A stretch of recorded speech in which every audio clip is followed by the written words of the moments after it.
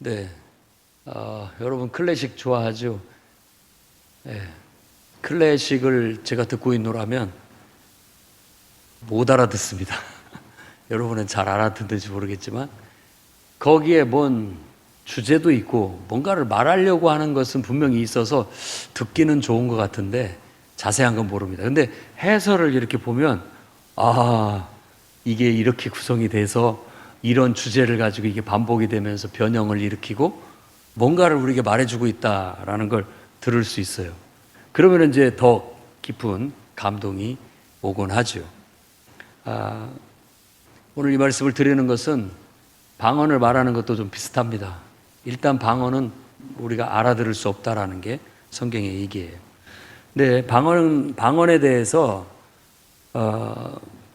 여러 의견 차이가 있습니다. 어떤 분들은 방언을 굉장히 신령한 은사로 생각하기도 하고 방언 기도하는 것이 영적으로 큰 도움이 된다라고 생각하는 사람도 있고, 심지어는 그것이 사람에 의해서 조작되거나 사람이 지어내서 하는 말처럼 말하는 사람도 있고, 심지어는 그 사탄의 역사다라고까지 막 폄하하는 사람들도 있습니다. 그렇다면 성경에서도 대체 뭘 어떻게 말하고 있는지가 더 중요한 거 아니겠습니까?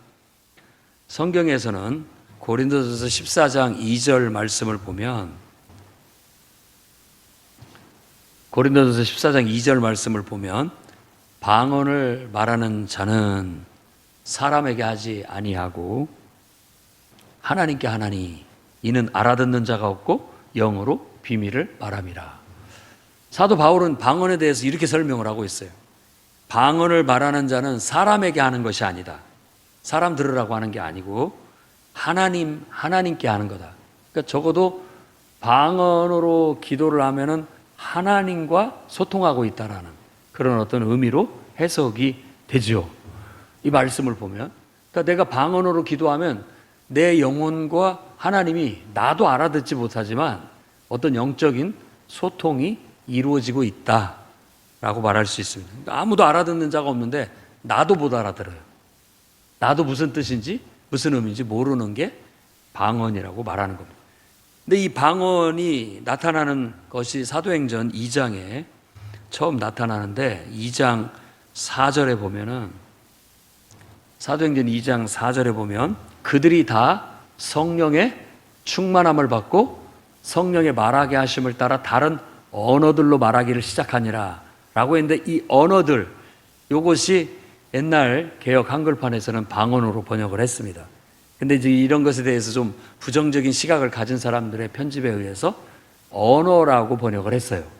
근데 원래 뜻은 뭐냐? 글로사라고 하는 혀라는 뜻이에요. 혀. 그럼 그냥 직역을 하면 다른 혀로 말하기를 시작했다. 다른 혀라는 것이, 혀는 언어를 말하는 어떤 상징이기 때문에 언어라고도 말할 수 있는데 다른 언어. 근데 다른 언어는 우리가 보통 표준어에 준해서 다른 언어는 방언이라고 하잖아요. 그래서 방언으로 번역을 한 겁니다.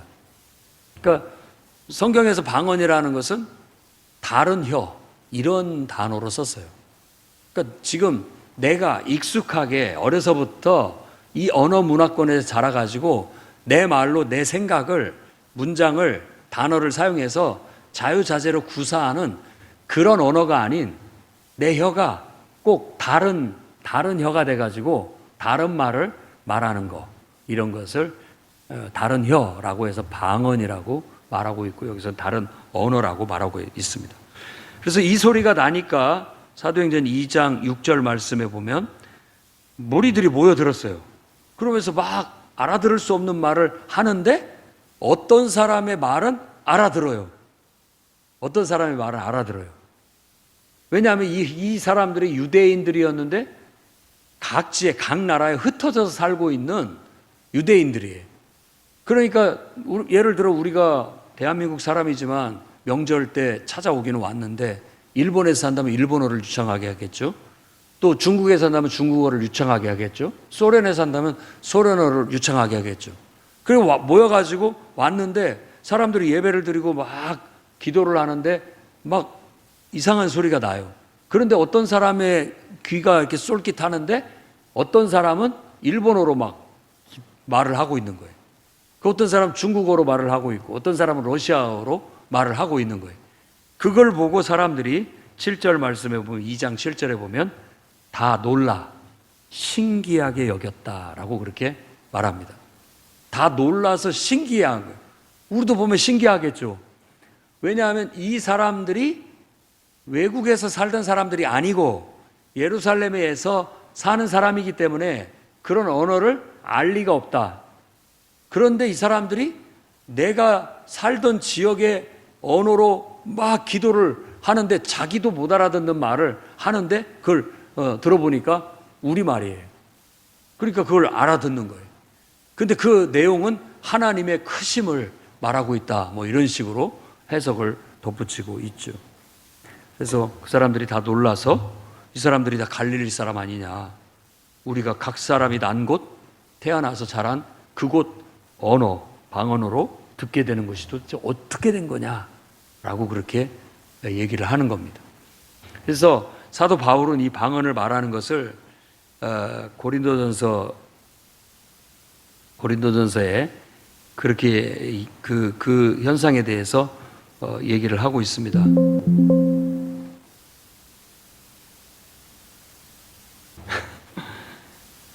이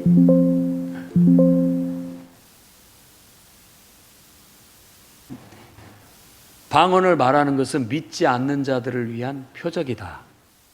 이렇게 그 말을 인용하는 것은 이사야서 28장 11절 말씀을 인용해서 하고 있습니다. 이사야서 28장 11절을 설명을 하면 배경이 뭐냐면 아수르가 쳐들어와서 이스라엘을 멸망시키는 때예요.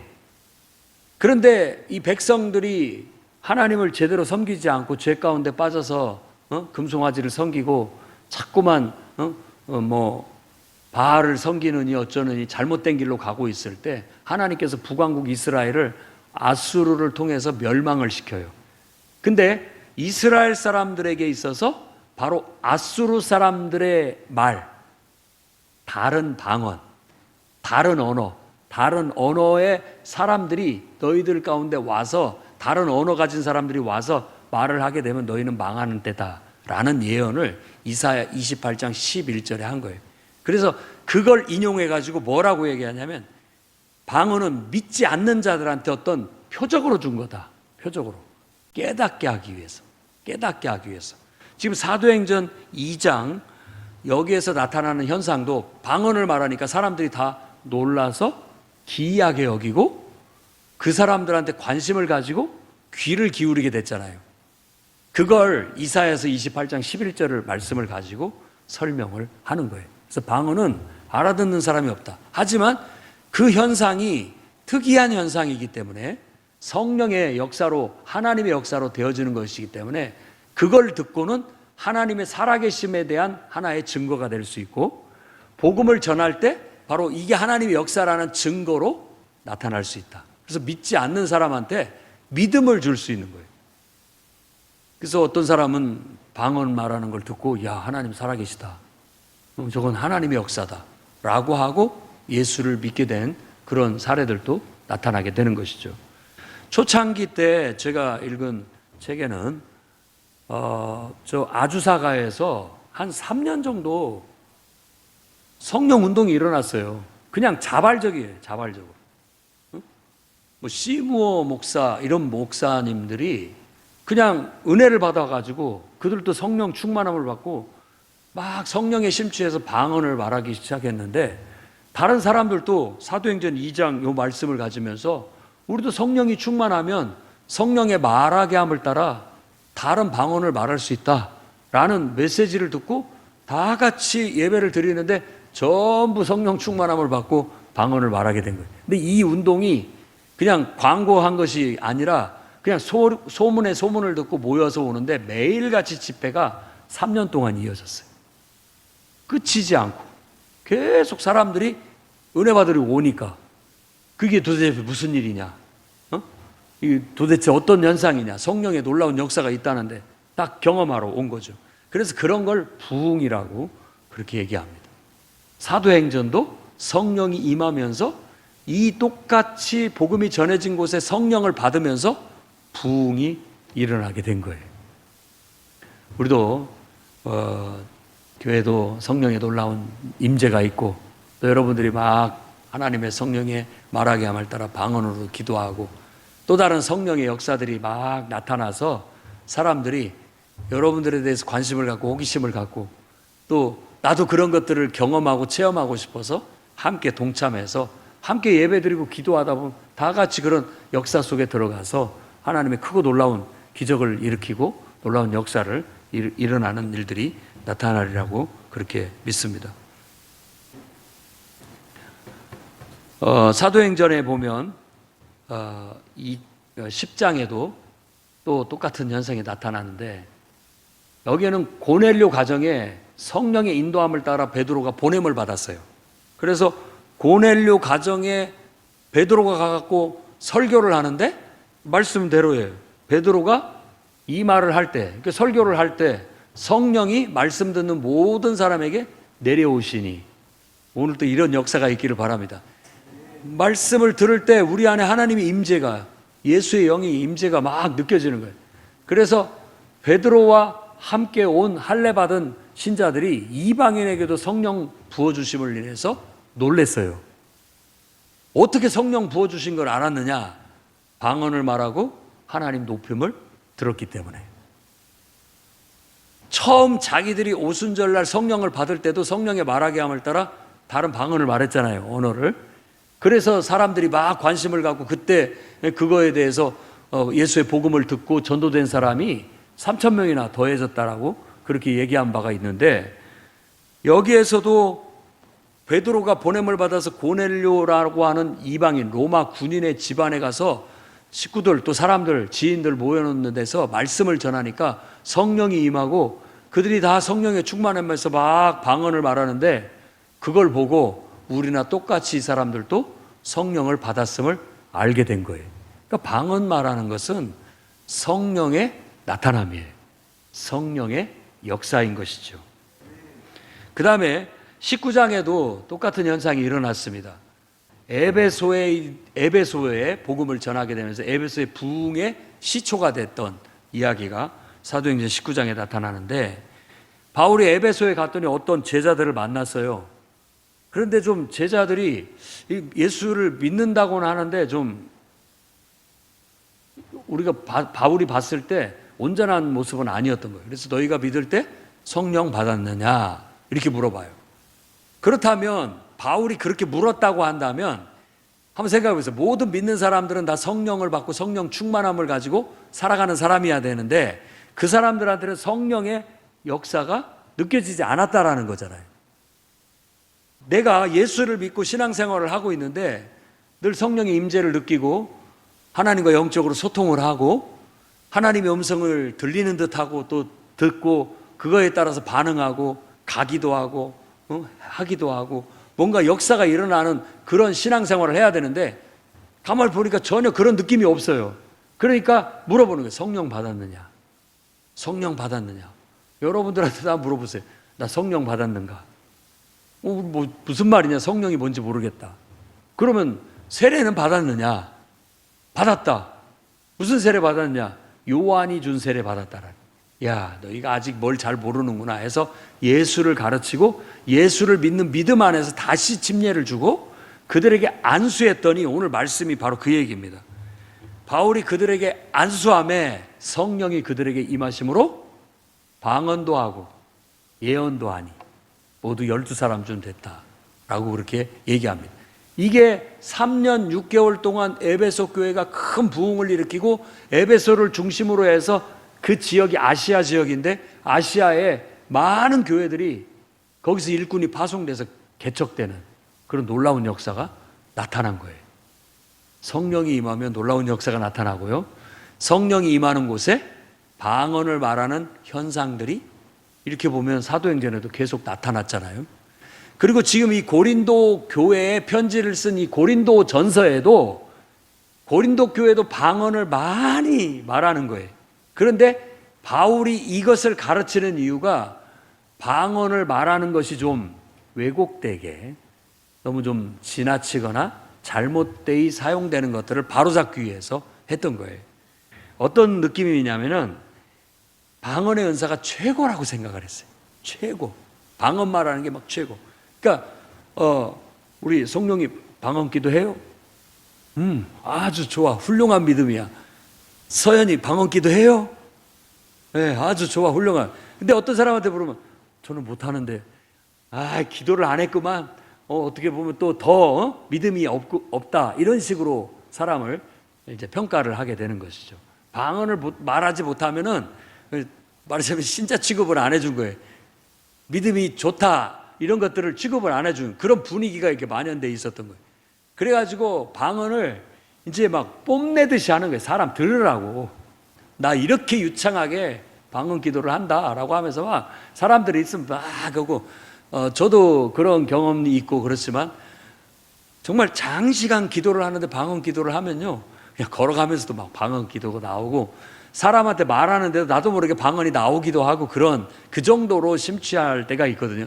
그러니까 지금 고린도 교회가 좀 그랬다고 생각을 하면 이해가 좀 빠를 것 같아요. 너무 막 방언을 말하는 것을 너무 심취해가지고 그것이 막 최고인 줄 알고 그거 말하는 것을 자랑스럽게 생각하고 자랑으로 알고 그거 말하지 못한 신자들은 열등한 신자로 이렇게 생각을 하는 그런 분위기가 만연돼 있었던 거예요. 그래서 사도 바울은 이 방언을 말하는 각종 방언을 말하는 은사가 좋지만 그거 외에도 같은 성령이 역사하는 성령의 나타남은 많다. 지혜의 말씀, 지식의 말씀. 더 본질적으로 본다면 사실 지혜의 말씀, 지식의 말씀 이런 것이 더 성령의 충만함 속에서 우리에게 유익을 영적으로나 인격적으로나 모든 면에서 유익을 더 많이 주는 그런 어떤 것으로 얘기를 해요. 그래서 14장에서는 방언과 예언을 비교하면서 방언보다 예언이 훨씬 신앙생활에 유익하다. 교회에도 유익하다. 이런 식으로 오히려 방언을 좀 더 밑에다 두고 예언을 더 크게 보는 거예요. 지혜와 계시의 영을 받아서 우리가 성령에 충만하면 하나님과 영적으로 소통하면서 내가 막 하나님께 뭔가를 기도하면 하나님이 꼭 나한테 뭐라고 말씀하시는지가 들려지는 거예요. 들어야 돼요. 영적으로 소통을 하는 영적 기도는 막 하나님 앞에 기도하면 하나님이 뭐라고 말하는 그런 것들이 들려요. 누구를 좀 만나봐야 되겠다라는 마음이 들면 그게 하나님께서 누구를 만나봐라 라는 말씀으로 들리는 거예요. 내 안에 어떤 생각이 떠오르잖아요. 그냥 우리가 그냥 객관적으로 보면 무슨 생각이 떠올라서 그렇게 좀 해볼까? 이런 마음이 들었어. 그런데 이걸 하나님과 영적인 소통 속에서 그 마음을 듣는다면 그게 하나님의 마음의 소리로 들려요. 네가 그 일을 가서 해라. 네가 가서 그 사람을 좀 만나봐라 라는 하나님의 음성으로 들리는 거예요. 영적인 소통이에요. 경험을 하셔야 됩니다. 기도를 하면 하나님 내가 힘들고 너무 낙심이 되고 마음이 아픕니다. 그러면 하나님이 꼭 용기를 내라, 힘을 내라, 내가 너와 함께한다 라고 말씀하시는 것 같이 들린다니까요. 그러면 그냥 그렇게 마음이 느껴지니까 그냥 내가 그렇게 기도하면서 아멘 그렇게 되는 거예요. 하나님 물질이 어렵고 힘이 들고 하나님 공급해 주십시오. 금도 내 것이고 은도 내 것이고 내가 너에게 공급해 주겠다. 아멘. 그대로 되게 해 주십시오. 소통하는 그런 영적인 소통이 이루어지는 거예요. 그런데 그냥 알아들을 수 없는 말, 그냥 나오는 대로 방언하는 것만 막 떠들고 다니는 것보다는 우리 영혼 속에서 내 입에서 방언을 말하더라도 우리 영혼 속에서는 하나님과 그런 영적인 소통이 있는 것이 더 알차요. 알찹니다. 그냥 메마른 방언 기도만 하는 게 아니라 내 안에 하나님이 느껴지고 하나님 마음이 느껴지고 하나님 마음이 들린다고 그렇게 표현하고 싶어요. 하나님 마음이 소리로 들려요. 재현아, 내가 너를 사랑한다. 내가 너를 기뻐한다. 응? 힘을 내라. 담대하라. 늘 하시는 말씀이에요. 내가 너와 함께한다. 내가 너한테 시킨 일이다. 사람들이 어떻게 반응하든지 너는 내 일을 해라. 늘 그런 말씀에 용기를 줘요. 그러면 저는 기도하다가도 아멘 주님 그렇게 하겠습니다. 그러면서 기도를 하는 거죠. 계속 기도를 하는 거예요.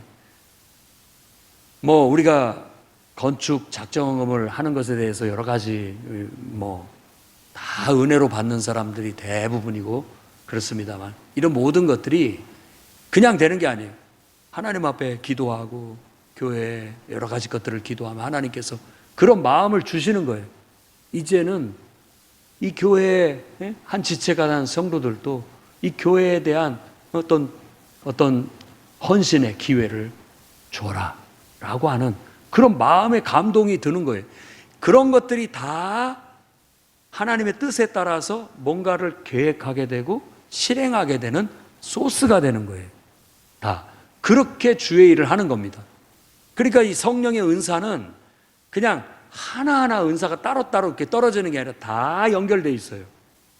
지혜의 말씀, 지식의 말씀이 임하니까 믿음이 생기고, 믿음이 생기니까 병 고치는 은사가 나타나고, 역사가 나타나고, 능력 행하는 역사가 나타나기도 하고, 그리고 또 그러다 보니까는 그 어떤 하나님의 계시가 있으니까 그걸 말로 전달하면, 대언을 하게 되면 그게 예언이 되는 거예요. 설교도 할 수 있게 되고, 가장 쉬운 말로 설교도 할 수 있고 가르치기도 하고, 그 다음에 또 딱 보면은 이게 하나님께로부터 온 역사인지 아니면 인간적인 것인지가 분리가 돼요. 구분이 돼요.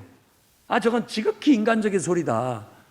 저건 정말 하나님 앞에서 기도하면서 영적으로 하나님이 주신 메시지다, 말이다 라는 게 분별이 돼요. 그게 영들을 분별하는 거예요.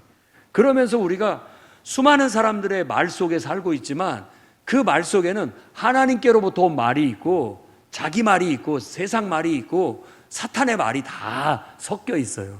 근데 영적인 사람은 그 느낌을 압니다. 아, 저건 하나님께로부터 온 거다. 저건 기도하면서 하나님께서 지혜와 말씀, 지혜와 계시의 영으로 주신 감동이다. 이런 게 느껴지는 거예요. 그랬을 때 영들을 분별하고 함께 그걸 동화돼서 하나님의 뜻으로 받아들이고 아멘으로 받고 그 일을 하게 되는 것이죠. 그게 설교고, 설교에 대해서 아멘으로 화답하는 그런 역사라고도 말할 수 있는 거예요. 그렇게 하다 보면은 이제 우리가 방언을 말하는 현상들까지 나타나게 되는데, 이 방언을 말하는 것에 대해서 성경의 이야기는 그 정도입니다. 일단 사람들이 알아들을 수 없다. 고린도서 14장에 좀 설명을 하고 있는데, 아까 14장 2절에 알아듣는 자가 없다. 영으로 말하기 때문에, 영으로 비밀을 말한다.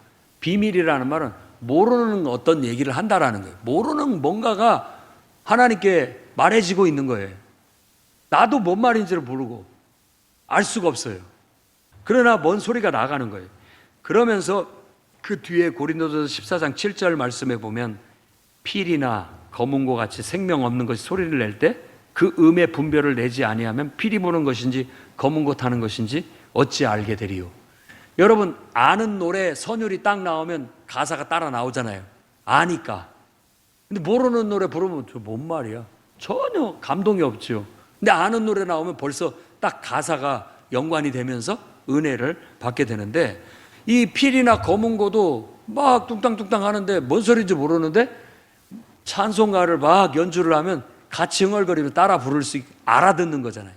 그 음이 지금 노래가 돼서 나한테는 들리는 거잖아요. 왜? 그거와 뭔가 연결이 돼가지고, 가사와 연결이 돼가지고 반주만 하고 있는데 나는 벌써 그 가사 속에 빠져들어서 같이 그걸 흥얼이게 되니까 그 노래가 뭘 말하고 있는 노래고 어떤 주제인지를 나는 알잖아요. 그런 것처럼 방언도 그런 거라 이러는 거예요. 못 알아들어요. 그런데 하나님 마음이 느껴지면요, 그 소리 속에도 하나님의 마음이 들려요. 그 마음이 들린다는 건 지혜와 계시의 한 매개가 방언이 될 수 있다는 거예요. 방언이. 그래서 방언은 알아들을 수 없지만 그걸 듣고 있노라면 뭔가 거기에서 이렇게 하나님 마음이 느껴지는 거예요. 하나님 마음이 이렇게 전달이 되고, 우리가 평상시 지혜와 계시의 영을 받은 것처럼 방언을 매개로 해서도 하나님의 지혜와 계시의 영을 받아서 하나님 마음이 읽혀지게 되는 거예요. 그게 이제 방언 통역으로 이어지는 거라고 할 수 있습니다. 사도 바울은 14장 10절 말씀에, 고린도서 14장 10절 말씀에 세상에 소리의 종류가 많은데 뜻없는 소리는 없다 이렇게 말합니다. 어린 아이가 옹알이를 하잖아요. 막 혼자 떠들어요. 그러면은 제가 본 엄마들은 대부분 그래 이러면서 뭔가 소통을 하려고 해요. 응? 어이구 그래 기분 좋다고 뭐 이렇게 막 얘기를 아이하고 해요. 그래 뭐 방긋방긋 웃고 막 그 옹알이 같은 것을 하면, 그러니까 우리가 아이와 동일시가 돼가지고 아이가 지금 옹알이를 하는데 뭔 말을 할 거라는 느낌으로 그걸 해석해서 받아들이는 거잖아요.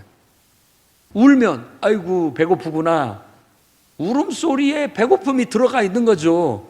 배고파 밥 줘 이런 소리가 들어가 있다라고 그 소리만을 듣고도 엄마는 그 아이와 동일시가 돼 있기 때문에 느낄 수가 있는 거예요.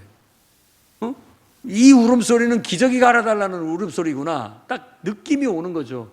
그런 것들이 바로 하나님의 계시고 또 그것이 바로 하나님이 우리에게 내려주신 영적인 소통이라고 볼 수가 있는 거예요. 그러니까 어떤 소리든 의미 없는 소리는 없습니다. 여러분들이 오늘 주일날 여기 와서 기도하는데 아무 기도할 것도 생각이 안 나고 그냥 주여 주여 주여만 수십 번 수백 번 외쳐도 처음 말했을 때 주여 아이고 힘듭니다. 두 번째 말했을 때 주여 도와주십시오. 또 세 번째 말할 때 주여 누구를 좀 어떻게 좀 해주십시오. 다 그 속에 우리 마음이 배어 들어가서 소리가 나가잖아요. 소리가 나가잖아요. 그러니까 똑같은 주여로 들리지만 그건 똑같은 주여가 아니에요. 그렇죠? 우리 마음이 당겨서 어떤 소리가 나가는 거예요. 응? 그런 어떤 것처럼 이 방언이라는 걸 알아들을 수 없지만 그 속에 우리의 마음이 당겨서 하나님께 올려지는데 하나님은 아신다는 거죠. 하나님은 아신다는 거예요. 그리고 그 말 속에는 또 하나님의 계시가 있어서 하나님의 마음도 막 방언으로 기도하는데 전달이 되지는 거예요. 그래서 옛날에 조영기 목사님도 기차 타고 이렇게 가면서 이제 혼자 앉아있는데 어떤 할아버지 한 분이 옆에 앉았는데 그때도 막 방언으로 기도하고 그러는데 그냥 속으로 설교하러 어디 집회에 가는데 기차 타고 가는데 막 기도하는데 마음속에 왠지 모르게 이 할아버지한테 복음을 전해라 막 방언으로 속으로 기도하고 있어요. 소리를 내지 않고 입만 딸싹딸싹 하면서 속으로 기도하는 거예요. 방언으로. 그런데 마음에 이 할아버지한테 복음을 전해라 이런 마음이 든 거예요. 그래서 복음을 전했다잖아요. 근데 잘 안 받아들이고 결국은 안 받아들이고 그렇게 해서 이제 말을 오가고 어떻게든지 예수님에 대해서 전하고 이렇게 했는데 그 양반이 그냥 소주 까가지고 거기서 마시고 잠깐 그 밖에 나갔는데 그 열린 문에 떨어져 죽어버렸대잖아요. 그래서 하나님께서 그 영혼에게 복음을 전할 수 있는 마지막 기회로 복음을 전하라고 한 것이다 라고 나름대로 느꼈다라는 거예요. 그러니까 여러분이 막 방언으로 기도하더라도 내 말은 그냥 소리만 내는 것이 아니라 우리 영혼 속에서 하나님의 지혜와 계시영, 뭔가 막 이것도 해봐라, 뭐 어떤 걸 해봐라 이런 생각이 주어지는 거예요. 그게 하나님의 음성으로 주어지는 거예요. 그러면 아멘 주님이 그렇게 말씀하시면 제가 해보겠습니다 하고 가서 하는 거예요. 그럴 때 하나님의 역사가 나타나고 나중에 결과적으로 보면 그래서 하나님께서 그런 마음을 주셨구나 라고 그렇게 얘기를 하죠. 캐나다에서 제 친구가 거기서 유학 갔을 때 그 교회에서 경험했던 바예요. 운전을 하고 막 가는데 자꾸 누가 생각나서 그 사람한테 전화를 해보라는 그런 감동이. 보통 우리 운전하고 가면 우리들은 기도합니다. 찬양 부르고. 여러분은 어떤지 모르지만 저도 뭐 장거리 막 옛날에 신학교도 왔다 갔다 하고 이렇게 장거리 운전하고 가면 계속 찬송하고 기도하고 막 방언으로 기도하고 완전히 나 혼자 마음대로 해도 누구도 타치할 사람이 없기 때문에 차 안에서는 그렇게 합니다. 근데 그 사람도 그랬는지 어쩌는지 그렇게 하는데 갑자기 누가 자꾸 떠오르면서 그 사람한테 전화 좀 해봐라 그런 마음이 들어가지고 차를 바치고 실제로 전화를 했어요. 그래가지고 뭐라고 합니까? 하나님이 자꾸 당신 생각나게 해서 전화하라고 했다. 그래서 했다 라고 했더니 그 사람이 뭐라고 했느냐? 아이고 하나님은 살아계시구나 라고 고백하면서 자기가 너무 낙심되고 우울하고 지금 막 권총을 꺼내놓고 죽으려고 하는데 네가 전화를 했다. 하나님이 나를 살리려고 그러셨구나 라는 그런 역사를 통해서 그런 걸 경험을 했다라는 거예요. 그러니까 여러분이 하나님의 성령의 감동을 무시하면 안 됩니다. 그러니까 그러니까 여러분 마음에 기도하는 사람이 그냥 세상적이고 육신적인 사람이 드는 생각이 아니라 늘 24시간 무시로 성령 안에서 기도하면서 늘 하나님과 소통하면서 내 삶 자체를, 내 생각 자체를 기도로 바꾸고 그냥 내가 뭐 마음에 떠오르는 거라든지 모든 걸 기도로 바꾸는, 그래서 하나님과 소통하는 사람은 24시간 늘 하나님의 인도함을 받을 수 있다라고 볼 수 있는 거예요. 그런데 우리들이 그런 어떤 기도 생활이나 영성이 약해요. 부족하다고요. 그게 부족하면 다른 것이 대치가 돼요. 이성으로 대치가 됩니다. 그래서 우리 이성에 따라서 신앙생활을 하는 경우가 많아요. 그냥 상식선에서 하는 거죠. 상식적으로 봤을 때 우리는 이렇다. 그리고 그것도 크게 이성이 나쁘지는 않습니다. 그러니까 나름대로 올바른 판단과 생각을 가지고 신앙생활을 하려고 해요. 하나님의 성령의 인도하심과 역사하심이 없었다라면 베드로가 어떻게 고넬료 집에 가서 복음을 전합니까? 이방인하고는 상종을 할 수 없었어요. 먹지도 않았기 때문에. 그런데 보자기에 내 귀에 달려있는 그 환상을 보고 도대체 이게 뭐냐라고 했는데 그때 바로 거기에서 보낸 심부름꾼들이 와서 베드로를 찾는 거예요. 그걸 보고 그는 이 환상은 그 환상 속에서 각종 세상의 세속적인 짐승들 잡아먹으라고 했을 때 내가 왜 이런 걸 먹습니까? 저는 더러운 거 먹지 않습니다 라고 했는데 결국은 이 메시지가 하나님의 음성이 그들을 따라가라는 거구나. 그래서 그들을 따라가라라고 성령이 자기한테 말하는 걸로 믿고 받아들이고 따라간 거예요. 따라간 겁니다. 그래서 복음을 전해서 거기에서 구원받는, 성령 받는 역사가 나타나게 된 거죠. 사울이라는 청년 바울이 다메섹에서 거꾸로 졌을 때 실명을 하고 이제 식음을 전폐하고 기도하고 있을 때 그 곳에 다메섹에 한 제자 아나니아라고 하는 제자에게 성령이 감동을 줬어요. 그 영혼을 찾아가라. 그는 내가 택한 일꾼이다. 가서 안수기도해라 라고 감동을 주는데, 인간적인 생각은 제가 듣기로는 그 인간이 예수 믿을 사람이 아닙니다. 예수 믿는 사람 잡아 죽이려고 감옥에 쳐넣으러 온 사람인데 제가 무슨 가면은 가만히 있겠습니까? 아니다. 가라. 내가 택한 일꾼이 될 것이다. 장차 세상 임금들과 이방인들에게 복음을 전한 일꾼으로 내가 그를 택했다. 그러니까 그걸 하나님의 뜻으로 받아들이고 순종해서 예수 믿는 사람을 잡아 죽이려는 사람인데도 불구하고 찾아가는 믿음의 행동을 하게 됐고, 거기 가서 안수기도해서 비늘이 벗겨지고 다시 눈을 뜰 수 있게 만들었고 성령 충만함을 받게 하고 세례도 주게 되고, 그때부터 그 사람은 그 매개를 통해서 변화돼서 회개하고 예수 믿고 복음을 전하는 일꾼으로 변화되게 된 거잖아요. 하나님의 역사는 그런 겁니다. 그러니까 성령의 나타남을 단지 막 방언 말하면서 나 막 이런 은사도 받았다라고 자랑하라고 준 것은 아니다라는 거예요. 방언이 알아들을 수 없는 말이지만 그 알아들을 수 없는 말이 내 마음에, 내 속에 담겨져 있는 말로 표현할 수 없는 것들을 다 하나님 앞에 말하는 거라고 우리는 믿어야 됩니다. 고린도전서 14장에 사도 바울이 설명하는 것이 그런 거예요. 뜻없는 소리는 없다. 그리고 우리 영이 말하는 거다. 영이. 그래서 깊은 기도를 하는 사람은 마음으로도 기도하고 영으로도 기도하고 마음으로도 찬송하고 영으로도 찬송해야 된다. 이런 식으로 얘기했는데, 거기서 말하는 영으로 하는 것은 내가 알아들을 수 없는 내 내면의 깊은 속이, 그게 알아들을 수 없는 말로 올려지는 것이라고 해석해 볼 수가 있고, 마음으로 한다는 건 내가 생각하는, 내 의식으로 하는 기도, 내가 의식으로 하는 기도. 그래서 그것이 왔다 갔다 하는 거예요. 생각으로도 막 기도했다가 또 막 방언으로도 기도했다가, 그러면 더 깊은 기도를 할 수 있는 겁니다.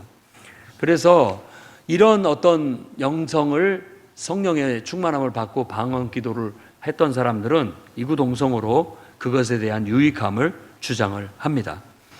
그래서 일단 피터 와그너 박사 같은 경우도 원래 그런 사람이 아니에요. 그런데 바로 그런 성령의 역사를 보고 은사를 연구하게 됐고, 그 사람은 개인적으로 방언으로 기도하는 것은 자기 덕을 세우게 되고, 만일 이렇게 예배 중에 공적으로 방언 기도를 했을 때는 그것이 통역이 수반돼야 그 공적 그걸 방언이라고 해서 사람들한테 애언의 효과를 주게 된다라고 그렇게 말하는 거예요. 근데 지금 우리는 그런 게 익숙하지가 않죠. 목장 모임 소그룹에서는 그렇게 할 수가 있습니다. 같이 막 정말로 충만한 기도가 목장 구성원들이 다 된다면 막 기도하면서 찬송도 부르고 이렇게 하면서, 자 이제 막 방언도 말하고 막 방언 기도도 하고 같이 막 찬송도 하고 막 기도하다가 이제 좀 소강 상태가 되면 은혜 받은 거 같이 나눕시다 라고 하면, 그때 지혜와 계시의 영, 막 하나님께서 나한테 주신 은혜를 나눌 수가 있게 되는 거예요. 그게 바로 예언입니다. 순서를 따라서 말할 수 있어요. 그리고 나머지는 그걸 듣고 분별하는 거예요. 아, 저게 정말 하나님의 역사인지 자기 말이 가미된 건지 세상적인 것들이 가미된 건지 분별해서 하나님 말씀 은혜로만 받아들이면 된다라고 그렇게 설명을 하고 있어요. 고린도서 14장 뒷부분을 잘 읽어보십시오. 그래서 모일 때 찬송시도 있고 예언도 있고 방언도 있고 방언 통역함도 있나니 라고 말하면서, 방언을 말하는 자는 차설을 따라 말하고 통역하는 자가 그걸 말해줘라 라고 그렇게 얘기를 하는데, 제일 좋은 통역은 다음 주에 얘기하겠지만 자기가 하는 거예요. 자기가 하나님 앞에 계시를 받았기 때문에 막 방언으로 기도하는데 하나님께서 이런 마음을 주셨다라는 걸 말하게 되면 그것 자체가 예언이 되는 겁니다. 예언이 되는 거예요. 그렇게 되면 사람들이 그것에 대해서 아멘하게 되고 유익함을 얻게 된다라는 걸 말해주고 있는 것이죠.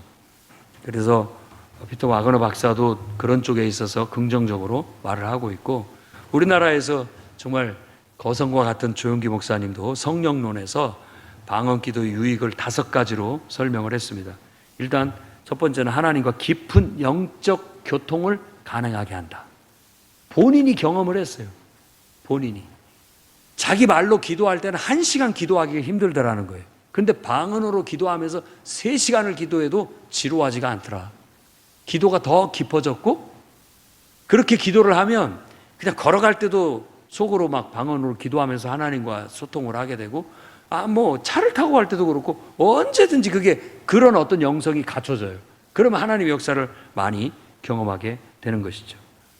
그 다음에 두 번째로는 개인의 신앙을 성장시킨다. 신앙이 성장해요. 그래서 성령 받으라고 하죠. 곽선희 목사님이 하신 말씀입니다. 자기는 제자 훈련 시키느라고 한 3년 훈련 시키면 이제 좀 신앙이 좀 들어갔는가 보다 하는데, 아니 이 순복음교회는 그냥 나온 지 얼마 안 된 사람도 성령 받고 막 방언 말하면 제자 훈련 받은 사람 못지않게 신앙생활을 하더라. 대단하다. 이건 막 이성을 일깨워가지고 제자 훈련을 시켜가지고 뭔가 막 성경 말씀의 지식과 또 말씀의 토대 위에 그 사람을 세우는 것도 굉장히 시간이 오래 걸려서 그렇게 세우면 그나마도 좀 잘하는데, 이 순복음 쪽에서는 그냥 성령 받으면 사람이 변해버려요. 성령 받으면 막 믿음이 확신이 생기고 누구 못지않게 열정적이고 막 전도도 부끄럽지 않게 막 하고 이런 거죠. 제자 훈련 시키면서 2년 3년 교육시켜갖고 이제 전도해야 됩니다, 뭐 해야 됩니다 가르치면 그런가 보다 하고도 못하는 경우가 대반사인데, 성령 받고 막 갑자기 변화돼가지고 사도 바울처럼 이렇게 막 당장에 가서 막 복음을 열정적으로 전하고 부끄러운지도 모르고 무서운지도 모르고 이렇게 하는 경우들이 있다라는 것이죠. 신앙의 성장을 가져오는 걸 경험을 했습니다. 막 성령 받고 방언을 한 사람들이 이렇게 바뀌더라라고 얘기를 하는 겁니다. 세 번째로는 통역을 통해서 예언과 동일한 효과를 가져온다라고 그렇게 얘기합니다. 그러니까 뭔가 방언 기도를 통해서 계속 지혜와 계시가 임하는 거예요. 하나님께로부터 주시는 말씀, 음성이 있는 거예요. 이게 없으면 그냥 메마른 기도예요. 안 됩니다. 자꾸 영으로 하나님과 소통을 해서 하나님의 음성을 들을 수 있는 훈련을 해야 됩니다. 그리고 더 깊은 기도와 찬양의 매개가 된다. 그리고 믿지 않는 자들을 위한 하나의 또 표적이 된다. 그러니까 안 믿는 사람들한테 확신을 주기에 좋은 거예요. 야, 성령 받으면 방언을 말하게 되고 성령 받으면 하나님의 놀라운 역사가 나타난다. 이런 것들이 믿음이 없는 사람들에겐 하나의 어떤 증거가 될 수 있다라고 그렇게 얘기하고 있습니다.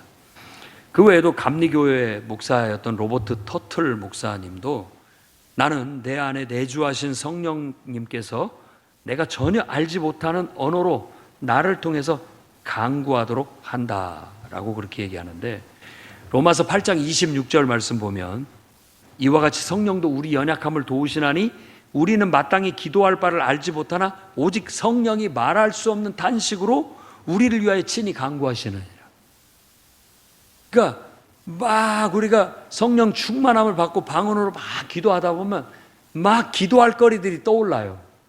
기도할 거리들이 우리 마음에서, 또 방언 기도 자체가 우리가 알지 못하는 어떤 기도가 막 드려지는 것이라고 볼 수 있고, 기도거리가 떠오르는 거예요. 성령이 탄식해서 기도하는 것이 아니라 우리 영혼 속에 그 성령이 임하니까 우리가 그 기도를 탄식하듯 하게 되는 거예요. 똑같은 기도를. 그래서 성령 충만하고 방언 기도하고 이러면서 더 깊은 기도를 하게 돼요.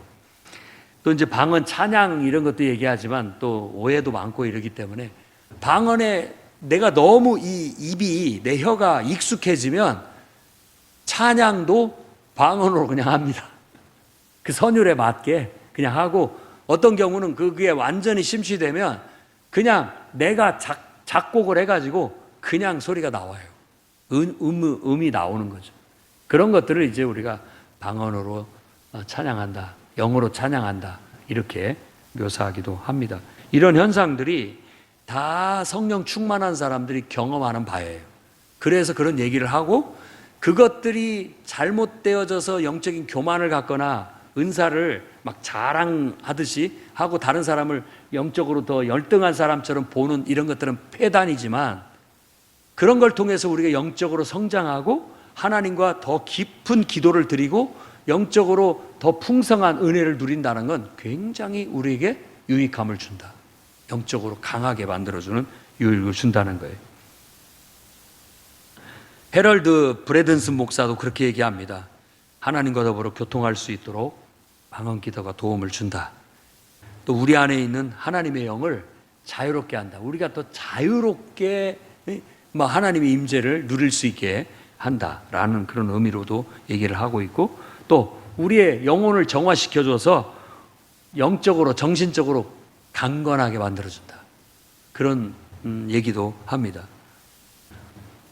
그 다음에 저는 이제 오늘 이런 말씀들을 종합해서 여러분들한테 세 가지 실제적인 조언을 드리고자 해요. 첫째는, 여러분이 방언하게 해달라고 기도하지 마시고 하나님의 임재를 구하십시오. 그러면 방언은 나타나는 현상이지, 방언을 구하는 것 저는 그게 그렇게 썩 좋지 않게 느껴집니다. 인위적인 것 같이 느껴져요. 어떤 데는 막 따라서 해보라고 했고 말을 빨리 하게 해서 그냥 막 나오는 대로 말하게 하는 걸, 그게 바로 방언이다라고 하는데, 좀 얄팍하고 가벼운 느낌을 떨칠 수가 없어요. 그래서 방언을 하라고 하지 말고 막 하나님의 임재를 구하고 충만함을 구하는 가운데서 그냥 자연스럽게 터져 나오는 거. 그럼 어떤 순간이 되면 여러분 그런 때가 옵니다. 내가 말로 기도하는 게 제한적이에요. 그래서 말을 놔버리는 거예요. 내 의지로 말하는 말을 놔버리고 그냥 나오는 대로 그냥 하나님께 맡겨버리는 거죠. 그럼 방언을 말하는 거예요.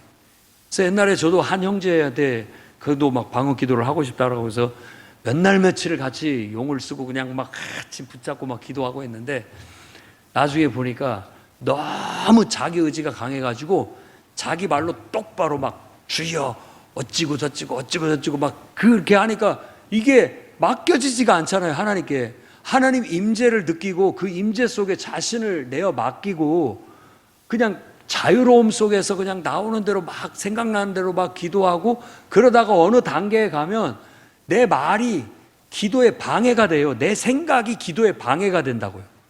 하나님의 임재를 방해하는 단계가 와요. 그때 놓으라는 거죠, 그걸.